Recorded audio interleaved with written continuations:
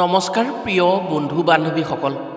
মাঘ বিহুৰ ব্ৰহ্ম মুহূৰ্তত অৰ্থাৎ সূৰ্য উদয়ৰ সময়ত যেতিয়া মেজি জ্বলায় তেতিয়া মাঘ বন্ধাৰ কিছুমান নিয়ম আছে। পৰম্পৰা অনুসৰি যদি মাঘ বিহুৰ দিনা মেজি জ্বলোৱাৰ সময়ত অৰ্থাৎ মকৰ সংক্ৰান্তিৰ দিনা ব্ৰহ্ম মুহূৰ্তত ঘৰত মাঘ বন্ধা হয় তেনে বহুখিনি বিপদ বিঘিনিৰ পৰা বছৰটোত ঘৰখনে ৰক্ষা পৰিব পাৰে। 2026 বৰ্ষৰ মাঘ বিহু বুধবাৰে পৰাত ঘৰৰ দক্ষিণ পূব আৰু উত্তৰ পূব দুয়োটা কোণত যদি এটা সৰু কাম কৰি থ'ব পাৰে তেনে মা লক্ষ্মী আৰু শ্ৰী গণেশৰ কৃপাত আপোনাৰ ঘৰলৈ অজস্ৰ ধন সম্পদৰ সুযোগ আহিব।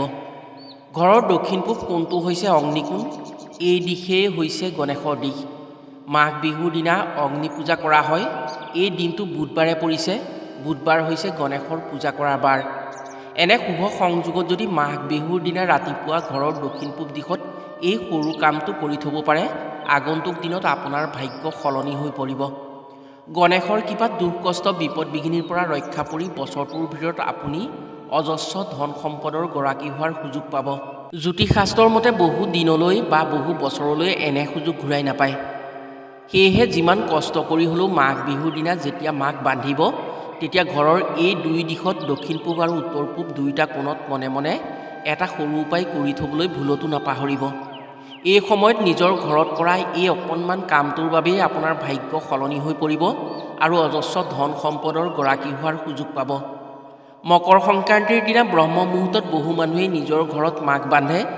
নিজৰ চৌহদত থকা ফল লগা গছবোৰ নিজৰ ঘৰখন ভঁৰাল আদি বান্ধি সুৰক্ষিত কৰে।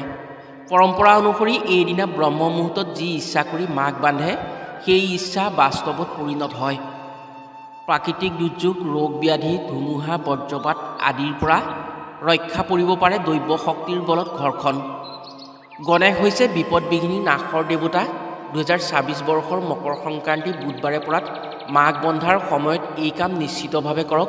গণেশৰ কৃপাত বছৰটোৰ ভিতৰত আচৰিত উন্নতি হৈ বিপদ বিঘিনি দুৰ্ঘটনা আদিৰ পৰা সৰ্বপ্ৰকাৰে সুৰক্ষিত হ'ব পাৰিব। নিয়ম অনুসৰি বছৰৰ 12 মাহৰ কিছুমান বিশেষ দিনত কিছুমান কাম কৰি আপুনি নিজৰ ভাগ্যৰ দুৱাৰ বন্ধ হৈ থকাটো আঁতৰাই সৌভাগ্য আনি সুখী হ'ব পাৰিব। মকৰ সংক্ৰান্তি বা মাঘ বিহুৰ দিনা ব্ৰহ্ম মুহূৰ্ত হৈছে বছৰৰ আটাইতকৈ ইচ্ছা পূৰণৰ সময়।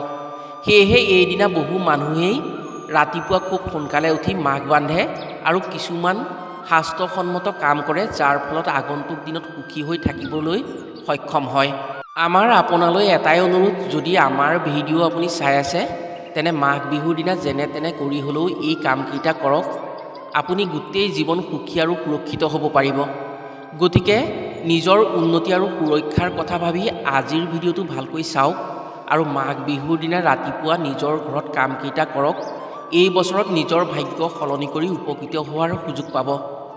প্ৰিয় বন্ধু বান্ধৱীসকল, তেনে জানো আহক মাঘ বিহু বা মকৰ সংক্ৰান্তি বুধবাৰে পৰাত এইদিনা মেজি জ্বলোৱাৰ সময়ত মাঘ বন্ধাৰ সময়ত ঘৰৰ দক্ষিণ পূব আৰু উত্তৰ পূব কোণত লক্ষ্মী দেৱী আৰু গণেশৰ বাবে কি কাম কৰি ৰাখিব পাৰিলে ঘৰলৈ ধন সম্পদৰ আগমন হৈ আশা পূৰণ হোৱাৰ সুযোগ আহিব।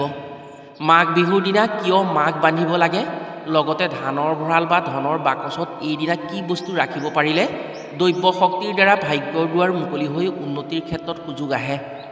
কথাসমূহ কোৱাৰ আগতেই আপোনাক এটি সৰু অনুৰোধ জনাওঁ। ভিডিঅ'টো যদি ভাল পায় তেনে এটা লাইক কৰাৰ লগতে কমেণ্ট বক্সত জয় মা লক্ষ্মী বা ওম শ্ৰী গণেশাই নমঃ বুলি লিখিবলৈ কেতিয়াও নাপাহৰিব। আৰু যদি আমাৰ চেনেললৈ প্ৰথম আহিছে তেনে চেনেলটো ছাবস্ক্ৰাইব কৰাৰ লগতে অন্য 10জনে উপকৃত হোৱাকৈ ভিডিঅ'টো শ্বেয়াৰ কৰিবলৈ অনুৰোধ জনালোঁ। মাঘ বিহুৰ দিনা ঘৰলৈ কিছুমান বস্তু অনাটো অতি শুভ মনা হয়। এইদিনা সূৰ্য পূজা, অগ্নি পূজাৰ লগতে ভগৱান বিষ্ণুকো পূজা কৰা হয়। মাঘ বিহুৰ দিনা ৰাতিপুৱা বেলা নিজৰ ঘৰলৈ এখন হালধীয়া বস্ত্ৰ আনিব লাগে আৰু সেই হালধীয়া বস্ত্ৰখন গোসাঁই ঘৰত বা পূজাৰ ঘৰত ভগৱানৰ ওচৰত অৰ্পণ কৰিব লাগে। আপুনি যিজন ভগৱানকেই পূজা নকৰক কিয় আপুনি এইদিনা নিজৰ গোসাঁই ঘৰত এখন নতুন হালধীয়া বস্ত্ৰ ৰাখিব পৰাটো অতি শুভ হ'ব আপোনাৰ ঘৰখনৰ বাবে। ইয়াৰ ফলত ঘৰলৈ যোগাত্মক শক্তিৰ প্ৰভাৱ বৃদ্ধি হ'ব, ভগৱানৰ কৃপাত সৌভাগ্য বৃদ্ধি হয়। মাঘ বিহুৰ দিনা সূৰ্য উদয়ৰ সময়ত অৰ্থাৎ ব্ৰহ্ম মুহূৰ্তত যদি দুডাল ঝাৰু মনে মনে কোনো মন্দিৰ নাইবা দেৱী পূজা কৰাৰ স্থানত থৈ আহিব পাৰে তেনে আপোনাৰ ক্ষেত্ৰত থকা টকা পইচাৰ সমস্যাসমূহ একেবাৰে নাইকিয়া হ'ব আপোনাৰ হাতলৈ ধন টকা পইচা আহিব লক্ষ্মী দেৱীৰ কৃপাত। এই কামৰ ফলত লক্ষ্মী দেৱীৰ বিশেষ কৃপা পৰে। শাস্ত্ৰমতে জাৰুক লক্ষ্মী দেৱীৰ প্ৰতীক হিচাপে মনা হয়। যদি আপোনাৰ ক্ষেত্ৰত ধন টকা পইচাৰ সমস্যা আছে, ধাৰ ঋণেই হওক বা ধনৰ নাটনিৰ সমস্যাই হওক, মকৰ সংক্ৰান্তিৰ দিনা কৰা এই কামৰ ফলত ধন লাভ কৰাৰ সুযোগ আহিব। নিয়ম অনুসৰি মকৰ সংক্ৰান্তিৰ আগদিনা অৰ্থাৎ মাঘ বিহুৰ উৰুকাৰ দিনা দুডাল ঝাৰু ঘৰলৈ নতুনকৈ কিনি আনিব লাগে। সেই ঝাৰু দুডাল ঘৰৰ ভাল স্থানত ৰাখিব লাগে বা গোসাঁই ঘৰত থ'ব লাগে। পিছদিনা অৰ্থাৎ মকৰ সংক্ৰান্তিৰ দিনা আপুনি ব্ৰহ্ম মুহূৰ্ততে সেই ঝাৰু দুডাল নি কোনো মন্দিৰ বা কোনো দেৱী পূজা কৰা স্থানত মনে মনে থৈ আহিব পাৰিলে ঘৰখনলৈ লক্ষ্মী দেৱীৰ কৃপা পৰে। ধনৰ সমস্যাৰ পৰা মুক্ত হ'ব পাৰে। মাঘ বিহুৰ দিনা ব্ৰহ্ম মুহূৰ্তত মাঘ বন্ধাৰ সময়ত কৰা এই কামে ঘৰখনক ধন টকা পইচাৰ ক্ষেত্ৰত বন্ধ হৈ থকা বাটসমূহ মুকলি কৰি দিয়ে। এইদিনা ব্ৰহ্ম মুহূৰ্তত যদি কোনো ব্যক্তিয়ে মাঘ বন্ধাৰ লগতে এখন ক'লা কাপোৰত এমুঠি তিল, এটুকুৰা লো বা লোহা আৰু এটা নহৰু সেই কাপোৰখনত এটা টোপোলা কৰি নিজৰ ঘৰৰ দক্ষিণ পশ্চিম কোণত বান্ধি থ'ব পাৰে, তেনে সেইখন ঘৰলৈ শত্ৰুৱে বেয়া নজৰ বা বেয়া চকুৰে চাব নোৱাৰে। এই কামে শনিৰ শুভ প্ৰভাৱ আনে, শত্ৰুৰ হেঁচাৰ পৰা ৰক্ষা কৰিব পাৰে আৰু তন্ত্ৰ-মন্ত্ৰ অপশক্তিৰ পৰা ঘৰখন সুৰক্ষিত হয়। মাঘ বিহুৰ দিনা পৰম্পৰা অনুসৰি ৰাতিপুৱা পোহৰ হোৱাৰ আগতেই ঘৰৰ যিকোনো ব্যক্তি উঠি মাঘ বান্ধিব লাগে। মাঘ বান্ধিবলৈ ধান খেৰ ব্যৱহাৰ কৰা হয়। এই ধান খেৰেৰে যি বস্তু বন্ধা হয় সেই বস্তু সুৰক্ষিত হৈ থাকে। সেয়েহে ফল লাগনি গছ, ঘৰ, ভঁৰাল আদি মাঘ বিহুৰ দিনা ব্ৰহ্ম মুহূৰ্ততে জনাসকলে বান্ধে যাতে সেই বস্তু সুৰক্ষিত হৈ থাকে। প্ৰিয় বন্ধু বান্ধৱীসকল, 2026 বৰ্ষৰ মকৰ সংক্ৰান্তি বা মাঘ বিহু বুধবাৰে পৰাত এইদিনা ঘৰৰ দক্ষিণ পূব কোণ বা অগ্নিকোণত এটা কাম যি কৰি হ'লেও আপুনি কৰি ৰাখক, আপোনাৰ উন্নতিত কোনেও বাধা দি ৰাখিব নোৱাৰে। এই কাম যদি কৰে তেনে ৰাতিপুৱা ব্ৰহ্ম মুহূৰ্তত কৰিব লাগিব। যেতিয়া মকৰ সংক্ৰান্তিৰ প্ৰথম পোহৰ অৰ্থাৎ সেইদিনা পুৱাৰ প্ৰথম পোহৰ আপোনাৰ ঘৰত পৰিব, তেতিয়া আপুনি এই কামটো কৰিব লাগিব। এই কামে ঘৰখনলৈ সা সম্পদৰ আকৰ্ষণ কৰিব। বছৰটোৰ ভিতৰত আপুনি সম্পদশালী হ'ব। এইবাৰ মকৰ সংক্ৰান্তিৰ শুভ সংযোগ বুধবাৰে হোৱাৰ বাবে ঘৰৰ দক্ষিণ পূব বা অগ্নিকোণত এই কামটো কৰাটো অতি মংগলজনক হ'ব।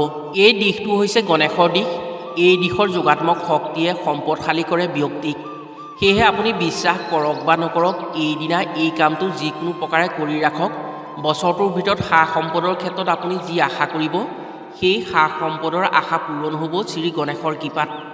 এই কামৰ ফলত আপোনাৰ যিকোনো আশা পূৰণ কৰিব পাৰিব। লগতে আপোনাৰ ঘৰলৈ অহা বিপদ বিঘিনি গণেশৰ কৃপাত একেবাৰে নাইকিয়া হ'ব। একো অপকাৰ কোনেও কৰিব নোৱাৰে। এইদিনা খুব সোনকালে উঠি এখন কাগজ ল'ব আৰু এটা সেউজীয়া চিয়াহীৰ পেন ল'ব। যেতিয়া মাঘ বিহু বা মকৰ সংক্ৰান্তিৰ দিনা প্ৰথম পোহৰ আহি ৰাতিপুৱা আপোনাৰ ঘৰত পৰিব, তেতিয়া আপুনি ঘৰৰ দক্ষিণ পূব দিশলৈ যাব। অৱশ্যে আপোনাৰ ৰুমৰ দক্ষিণ পূব দিশতো এই উপায়টো কৰিব পাৰে বা ঘৰৰ চৌহদৰ দক্ষিণ পূব দিশতো কৰিব পাৰে। প্ৰথমে আপুনি সেই কাগজখনত ওম শ্ৰী গণেশাই নমঃ বুলি লিখিব। ইয়াৰ পিছত আপোনাৰ ধন সম্পদৰ ক্ষেত্ৰত যি ইচ্ছা আছে সেয়া তাত লিখিব। ধৰি লওক আপোনাৰ এখন গাড়ী কিনাৰ ইচ্ছা আছে বা ঘৰ মাটি সম্পত্তি লোৱাৰ ইচ্ছা আছে। সেই ইচ্ছাবোৰ আপুনি লিখি যাব। এনেকৈ লিখিব, মোক এখন গাড়ী লাগে, মই এই বছৰত এখন গাড়ী ল'ম, মোৰ এই বছৰত ঘৰ অট্টালিকা হৈ যাব। এনেকৈ আপুনি তিনিটা ইচ্ছা সেই কাগজখনত লিখি সেই কাগজখন ভাঁজ কৰি সৰু কৰি এটা সেউজীয়া আম পাতেৰে সেই কাগজখন মেৰিয়াই বান্ধিব আৰু আপুনি সেই বস্তুটো আপোনাৰ ঘৰৰ দক্ষিণ পূব কোণত কোনো স্থানত আপুনি লুকুৱাই ৰাখিব। আপুনি থওঁতে ক'ব, হে গণেশ, আম পাতেৰে মাক বান্ধিছোঁ, মোৰ ইচ্ছা পূৰণত কৃপা কৰিবা। যদি আপুনি আপোনাৰ ইচ্ছা লিখি এই বছৰ মাঘ বিহুৰ দিনা ব্ৰহ্ম মুহূৰ্তত আপোনাৰ ইচ্ছাক বান্ধিব পাৰে, তেনে বছৰটোৰ ভিতৰত আপোনাৰ সেই ইচ্ছা পূৰণ হ'বই। কাৰণ মাঘ বিহুৰ দিনাৰ পৰা অগ্নিৰ শক্তি বৃদ্ধি পায়। এই দিশটো হৈছে অগ্নিৰ দিশ। বুধবাৰটো হৈছে গণেশৰ পূজাৰ বাৰ। গণেশৰ দিশ হৈছে দক্ষিণ পূব দিশ। মাঘ হৈছে মাংগলিক মাহ।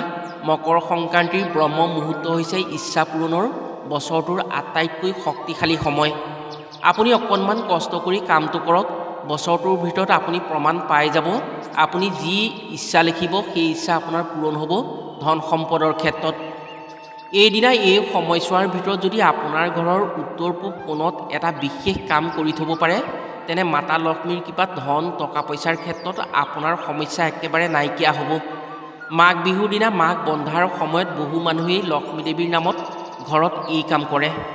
বিশ্বাস অনুসৰি এই কামে ঘৰলৈ ধন আকৰ্ষণ কৰে আৰু ধন অহাৰ বাটসমূহ মুকলি কৰি দিয়ে। মাঘ বিহুৰ দিনা মাঘ বন্ধাৰ সময়ত এটুকুৰা ৰঙা কাপোৰ ল'ব, তাত এমুঠি চাউল, এটা এটকীয়া মুদ্ৰা আৰু অকণমান মূল্যৱান ধাতু দি এটা টোপোলা কৰিব। এই কাম আপুনি ৰান্ধনি ঘৰতো কৰিব পাৰে বা ঘৰৰ উত্তৰ পূব কোণত কৰিব পাৰে। যেনেকৈ আপুনি মাঘ বান্ধে তেনেকৈ আপুনি এই বস্তুকেইটা কাপোৰখনেৰে বান্ধি মুখ্য ঘৰৰ বা ৰান্ধনি ঘৰৰ উত্তৰ পূব কোণত থৈ ক'ব, হে মা লক্ষ্মী, এই উপায় কৰি মাঘ বান্ধিছোঁ। বছৰটোত যাতে ধন টকা পইচাৰে সমৃদ্ধিশালী হোৱাত সহায় কৰা। ঘৰত তুমি বাস হৈ ধন টকা পইচাৰ নাটনি দূৰ কৰি দিয়া। এনেকৈ কৈ সেই টোপোলাটো সেই স্থানত লুকুৱাই থৈ দিব। বিশ্বাস অনুসৰি মাঘ বিহুৰ দিনা ব্ৰহ্ম মুহূৰ্তত কৰা এই কামৰ ফলত ঘৰত লক্ষ্মী দেৱীৰ কৃপা পৰে আৰু দৰিদ্ৰজনো ধনী হোৱাত সহজ হৈ পৰে। প্ৰিয় বন্ধু বান্ধৱীসকল, মাঘ বিহুৰ দিনা মাঘ বন্ধাৰ সময়ত যদি এইসমূহ কাম কৰিব পাৰে, তেনে নিশ্চয় উপকৃত হোৱাৰ সুযোগ পাব। আজিলৈ ভিডিঅ'টো ইমানতে সামৰিছোঁ। পুনৰ অন্য এটি ভিডিঅ'ৰ জৰিয়তে লগ পোৱাৰ আশাৰে আজিলৈ আহোঁ। সকলো ভালে থাকক, সুস্থ থাকক। ধন্যবাদ।